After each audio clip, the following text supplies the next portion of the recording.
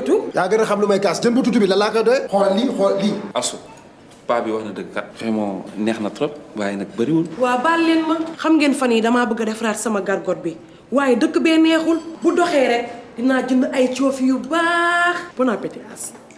Asu sa problème jeex na ak sa kalpe Free Money mën ngaa lépp lu tolloog 300 000 Free Money waaja Free Money ku ko am jël ku ko ñàkkit uti ko Free Money nañu.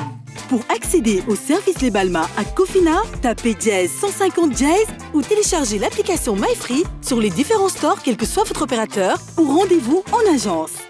Free Money, di free ci sa kalpe. As kontaan. waaye